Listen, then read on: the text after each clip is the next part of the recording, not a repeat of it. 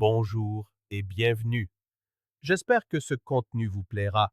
N'oubliez pas de vous abonner et d'activer les notifications.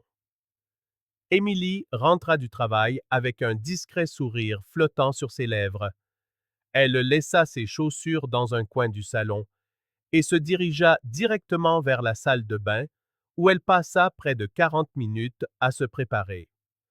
David terminait de cuisiner le dîner et bien qu'il n'ait pas deviné de raison particulière à cet effort supplémentaire, il trouva le geste charmant. Dernièrement, une certaine distance s'était installée entre eux. La routine, ce mal insidieux qui s'installe dans tant de mariages, avait pris le dessus. Pourtant, il se disait que ce dîner pourrait peut-être raviver quelque chose, ramener un peu de leur complicité d'antan. Ils s'assirent à table. Le silence initial qui les enveloppa était habituel. Tous deux étaient épuisés par la semaine. Entre deux bouchées, Émilie commença à parler du bureau. Une possible restructuration interne, des licenciements, de nouveaux objectifs et un poste de direction qui pourrait se libérer. David écoutait attentivement, intéressé. Elle avait toujours été ambitieuse et il admirait l'importance qu'elle accordait à sa carrière. Mais à mesure qu'elle parlait, les détails devinrent dérangeants. Elle expliqua que Robert, son patron, serait celui qui déciderait de la promotion. Elle mentionna qu'il ne montrait pas de préférence claire, mais qu'il entretenait une proximité sélective avec certaines employées. David ne savait pas où elle voulait en venir, mais il garda le silence. Emily posa sa fourchette, le regarda droit dans les yeux et prononça les mots qu'elle répétait mentalement depuis des semaines. Elle lui dit qu'elle avait pris une décision qui pourrait paraître folle au premier abord, mais qui était, selon elle, stratégique, rationnelle et même altruiste. Elle annonça que le vendredi suivant, après le travail, elle retrouverait Robert dans un hôtel. Il l'avait invitée et elle avait accepté. Elle expliqua que ce ne serait qu'une seule fois. Pas d'implication émotionnelle, pas de réelles conséquences. Elle le ferait pour eux deux, pour assurer leur stabilité. Elle dit qu'elle était fatiguée de voir ses collègues avancer alors qu'elle stagnait, que cette promotion lui apporterait la reconnaissance qu'elle méritait. Une nuit pour tout changer, résuma-t-elle. David marqua une pause. Il ne répondit pas tout de suite. Il essaya de comprendre s'il s'agissait d'un test, d'une provocation ou d'une franchise malvenue, mais son visage était grave. Il n'y avait ni plaisanterie, ni sarcasme, ni regret. Juste de la conviction, comme si elle lui expliquait une décision commerciale. Il la fixa longuement. Sa poitrine se serra. Un nœud se forma dans son estomac, tandis que son esprit luttait pour donner un sens à ce qu'il venait d'entendre. Son monde s'effondrait, et elle ne semblait même pas le remarquer, ou peut-être que si, et qu'elle s'en moquait. Elle ajouta qu'elle y avait longuement réfléchi avant de lui en parler et qu'elle préférait l'honnêteté. Mieux valait dire la vérité que de se cacher. Elle espérait qu'il serait assez mature pour comprendre que ce n'était que du sexe, pas une trahison émotionnelle. David prit son verre de vin, fit doucement tourner le liquide et le but d'un trait. Elle gardait les yeux sur lui, s'attendant peut-être à une scène, une explosion, une réaction qui confirmerait la gravité de ses propos. Mais il resta immobile. Il dit qu'il comprenait l'importance de sa carrière, qu'il respectait ses ambitions. Puis, il se leva de table, se rendit dans la chambre, prit son téléphone, consulta quelques messages et s'assit en silence, laissant tout décanter. Le dîner resta intact. L'odeur de la nourriture n'avait plus d'importance, son goût non plus. Emily n'insista pas pour continuer la conversation. Elle termina de manger, puis alla se démaquiller dans la salle de bain. Elle semblait calme, comme si elle s'était libérée d'un poids immense. Au fond d'elle, elle croyait qu'il comprendrait, qu'avec le temps, ce serait oublié, peut-être même pardonné. David resta là, sans bouger. Il sentait le sol solide sous ses pieds, mais tout en lui vacillait. Ces mots résonnaient dans sa tête comme des enregistrements. Ce n'est qu'une nuit. C'est pour nous. Ce n'est que du sexe. Chaque phrase le transperçait, comme des clous dans la chair. Il se coucha plus tard, quand elle dormait déjà. Il observa son visage un long moment. Il y chercha la raison pour laquelle il l'avait choisie. Il chercha la femme avec qui il avait rêvé de construire une vie, de fonder une famille, de vieillir. Mais il ne la trouva pas. À la place, il vit quelqu'un qui avait franchi une ligne sans se retourner, quelqu'un qui avait réduit leur confiance à une simple transaction d'intérêt. Et dans l'obscurité de la chambre, David prit une décision qui allait tout changer. Il ne dit rien. Il ne fit ni promesse ni menace. Il comprit simplement qu'à partir de cet instant, il était déjà un autre homme. Il se réveilla plus tôt que d'habitude, prépara le café et le laissa sur la table, comme toujours. Il partit au travail sans un mot, le visage empreint d'une étrange sérénité pour quelqu'un qui venait d'être blessé à ce point. Car ce qui grandissait en lui n'était pas de la colère, c'était de la clarté sur ce qu'il voulait, ce qu'il méritait et ce qu'il était prêt à accepter. Certaines trahisons n'ont pas besoin de cris. Elles hurlent d'elles-mêmes par l'absurdité de leur existence. Et celle d'Émilie hurlait, même dans le plus grand des silences. Un matin, alors qu'elle était sous la douche, il prit le sac qu'elle avait laissé sur le lit. Avec des gestes précis, il plaça un petit micro-espion dans la couture de la poche latérale, un appareil discret et facile à dissimuler. Le dispositif transmettait en direct sur l'application de son téléphone. David fit un test, entendit les sons ambiants et poussa un soupir de soulagement en constatant qu'il fonctionnait parfaitement. Il remit tout en place et quitta la pièce avant qu'elle n'ait fini sa douche. Quand elle l'embrassa rapidement sur la joue pour lui dire au revoir, ajoutant que la journée serait chargée, il se contenta de sourire et de lui souhaiter bonne chance. À 11h28, David écoutait distinctement. Emily était au téléphone avec une amie, discutant de ses projets pour le week-end, riant, détendue. En fond sonore, on entendait des bruits de clavier, des pas, des voix éparses. Soudain, une voix masculine se fit entendre. C'était Robert, son patron. David la reconnut immédiatement. Il s'approcha de son bureau avec son assurance habituelle. « Tu as une minute ?» Elle répondit oui, le téléphone toujours calé sur son épaule, demandant à son ami de patienter un instant. Robert entra et, sans hésiter, ferma la porte derrière lui. Le déclic de la serrure fut enregistré. Le ton de la conversation changea. David l'entendit tirer une chaise et s'asseoir juste à côté d'elle. Le son était différent, leur voix plus claire. Emily resta silencieuse quelques secondes, probablement en train de taper ou d'essayer de se concentrer. Robert reprit. « Vendredi soir, c'est toujours bon, n'est-ce pas ?» Elle confirma, précisant qu'elle avait déjà réservé la chambre à l'hôtel Monarque. Enregistrement à 20h.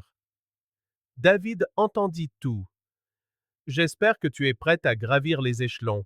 Ce sera bon pour nous deux. » Robert, calme-toi. On est au bureau. Quelqu'un pourrait t'entendre. Il rit. Puis des bruits étouffés, des baisers. le son de sa respiration qui s'accélérait. Elle murmura fermement: juste des baisers, ici, rien de plus. Si quelqu'un nous entend, ça devient compliqué. Détends-toi. Je fête juste ça en avance, répondit Robert. David ferma les yeux, maîtrisant sa colère. Le micro continuait de transmettre. D'autres baisers, des mots chuchotés, puis le bruit d'une chaise qui recule. La conversation se termina par Robert, lui assurant que sa promotion était garantie après ça. Puis il s'éloigna. David mit le téléphone dans sa poche et prit une profonde inspiration. Il n'y avait plus de doute, et maintenant il avait la preuve. Son plan était déjà en marche, mais il nécessitait des ajustements. David prit une autre grande inspiration et composa le numéro qu'il avait trouvé quelques jours plus tôt dans le téléphone d'Émilie. Il appartenait à Rebecca, la femme de Robert. Ils ne s'étaient jamais parlé. Quand elle répondit, sa voix était froide, méfiante. Allô? Il se présenta avec précaution, donna son nom, expliqua qui il était et lui demanda de l'écouter calmement, car ce qu'il avait à dire concernait son mari et sa propre femme. Il y eut une pause. Elle ne répondit pas, mais ne raccrocha pas non plus. Alors, il continua. Il lui raconta qu'il avait remarqué un comportement étrange chez sa femme, qu'il avait découvert qu'elle prévoyait une rencontre intime avec Robert, et que c'est pour cela qu'il avait installé un micro dans son sac. Il dit qu'il venait d'entendre une conversation entre eux dans son bureau. Des baisers, des plans, la confirmation d'un rendez-vous à l'hôtel vendredi soir, le tout enregistré. Silence à l'autre bout du fil. J'ai l'enregistrement. Je peux vous l'envoyer, mais pas tout de suite. Je veux que vous y alliez et que vous les preniez en flagrant délit. Rebecca explosa, non pas de surprise, mais de rage contenue. Oui, vendredi, ils se retrouvent à l'hôtel Monarch, chambre 1407. Enregistrement à 20 heures. C'est déjà réservé à son nom. Je vous envoie les détails par message. Elle répondit avec une colère lucide. J'y vais et je vais tout filmer. Je vais ruiner cet idiot et cet opportuniste. Vous pouvez compter sur moi. David envoya la localisation, les fichiers audio et tous les détails pertinents. L'heure, la réservation, le nom, l'étage de l'hôtel, tout. Le vendredi soir, Emily quitta la maison habillée comme pour une cérémonie importante. Elle prétexta un événement privé pour cadre, ajoutant qu'il valait mieux qu'elle y aille seule. David la complimenta, lui ouvrit la portière, l'aida avec son sac. Elle l'emporta, comme toujours. Il lui souhaita une bonne soirée avec un sourire qu'elle ne sut interpréter. Dès qu'elle fut partie, il prit son téléphone et activa l'écoute en direct. Il l'entendit arriver à l'hôtel, parler à la réception, le son de l'ascenseur, puis des pas dans le couloir et la porte qui s'ouvre. Un peu plus tard, Robert arriva. Il salua Emily d'une voix satisfaite. Ils commentèrent que l'endroit était mieux que prévu. Baziers remarque sur la nuit qu'ils allaient passer, promesse sur le poste qu'elle occuperait bientôt. Le temps passa, et peu après, il entendit un son fort et sec. On frappait à la porte, 3 coups. Ce qu'ils ignoraient, c'est que Rebecca était arrivée à l'hôtel Monarch environ 40 minutes avant le rendez-vous. Elle s'était enregistrée et avait discrètement demandé une chambre. Elle était entrée, avait verrouillé la porte et éteint les lumières. Elle avait laissé son téléphone chargé et s'était assise sur le bord du lit, le cœur battant mais le regard fixe. Elle attendit le moment parfait. Lorsqu'elle sentit qu'ils étaient plus confiants et distraits, elle se leva, prit son téléphone, quitta sa chambre et se dirigea droit vers la porte d'en face. Elle frappa fort. 3 fois. Il était temps de renverser la situation. Silence. Émilie demanda qui c'était, la voix tendue. Robert s'approcha lentement. Elle alla à la porte, regarda par le judas. De l'autre côté, Rebecca cria « Ouvre cette porte, Robert. Je sais que tu es là, et je sais avec qui. » La porte s'ouvrit.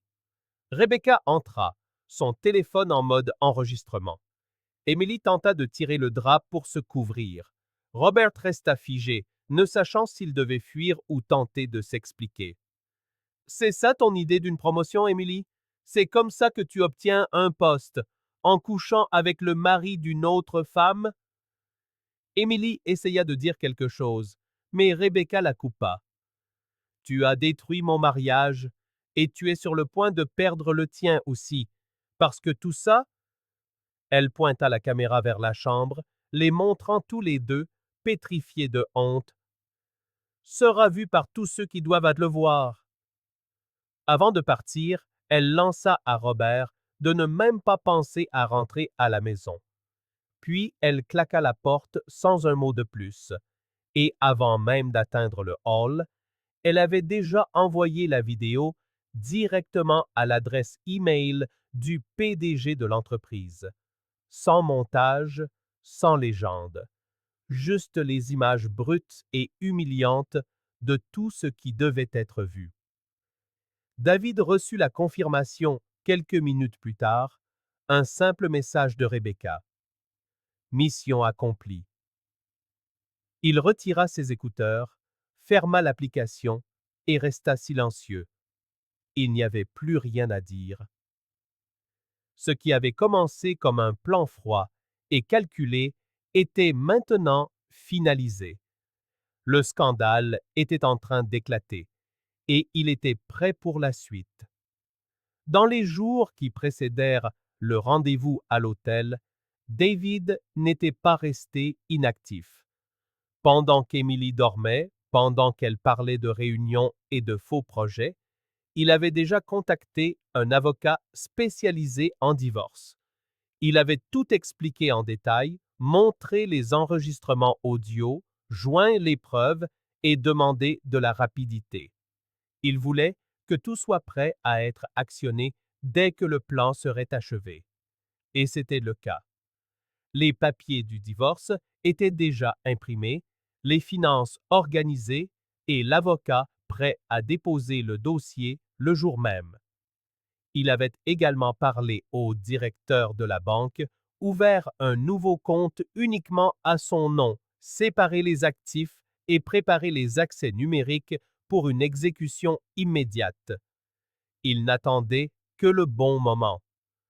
Quand son téléphone vibra avec le message de Rebecca, « Mission accomplie », David prit une profonde inspiration et passa à l'action. En quelques minutes, il transféra les fonds des comptes joints vers son compte sécurisé, bloqua son accès à la banque, annula ses cartes et changea le code de la serrure connectée de la maison. Puis, il prépara une enveloppe avec les papiers du divorce déjà signés par lui et plaça dans le garage les valises d'Emily, remplies de vêtements, de chaussures et d'articles de première nécessité. Près d'une heure plus tard, vers 23 heures, Emily gara sa voiture et essaya d'entrer par la porte d'entrée. Le clavier rejeta le mot de passe. Elle essaya à nouveau. Rien. Elle frappa à la porte, nerveuse, appelant David. De l'autre côté, il répondit fermement, sans ouvrir. « Voici les papiers du divorce. Tes valises sont dans le garage. Prends-les et pars. » Une enveloppe glissa sous la porte. Elle la ramassa, les mains tremblantes, l'ouvrit et vit les documents avec sa signature, comprenant que tout avait été préparé à l'avance. Elle tenta de se justifier. « David, attends. J'ai fait ça pour nous, pour notre vie. C'était une opportunité. » Il répondit froidement. « Tu as fait ça pour toi. Maintenant, assume les conséquences. » Elle resta là quelques secondes, les larmes aux yeux, le cœur battant. Puis, elle se dirigea vers le garage, prit ses valises et retourna à sa voiture, ne sachant où aller. Elle décida de retourner à l'hôtel. Peut-être que Robert pourrait l'aider. Quand elle frappa à la porte, il était toujours là, assis sur le bord du lit, le téléphone à la main, le visage blême. Il ouvrit sans un mot. Emily entra, tremblante. « Ils ont vu la vidéo ?» demanda-t-elle. Robert ne répondit pas tout de suite. Il se contenta de la regarder et dit « Le PDG vient d'appeler. Nous sommes licenciés, tous les deux. » Elle s'assit sur le bord du lit, silencieuse. Puis elle demanda « Et maintenant, qu'est-ce qu'on fait ?» Il eut un rire sans joie, las. « Nous? Il n'y a pas de nous, Emily. Je vais voir ce que je fais de ma vie. Toi? Eh bien, il vaudrait mieux que tu disparaisses de ma vue. Tu n'as apporté que la ruine. » Elle le supplia.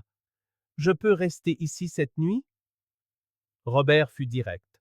« Non, pars. » Elle reprit ses valises et quitta l'hôtel sans destination. Elle appela une amie qui l'accueillit par pitié.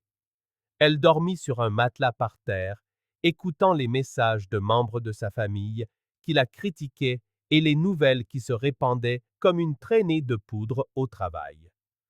Avec le temps, le scandale devint public. Robert perdit son mariage.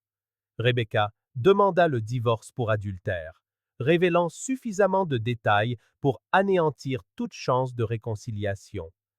Emily divorça aussi officiellement de David, mais elle n'obtint rien. Les collègues en parlaient dans les groupes de discussion. Captures d'écran et vidéos circulaient sur les forums internes. Ni Robert ni Emily ne retrouvèrent rapidement un emploi. Le nom de Robert, autrefois associé au leadership et aux résultats, était désormais synonyme de trahison. Aucune entreprise ne voulait prendre le risque de l'embaucher. Emily, seule, sans emploi, sans logement et divorcée, finit par dépendre de la gentillesse des autres. Et David, lui, ne regarda pas en arrière. Car ceux qui sèment la destruction se retrouvent un jour à la récolter. Merci d'avoir suivi cette histoire. Si elle vous a plu, n'oubliez pas de vous abonner à la chaîne et d'activer les notifications pour ne rien manquer. À la prochaine!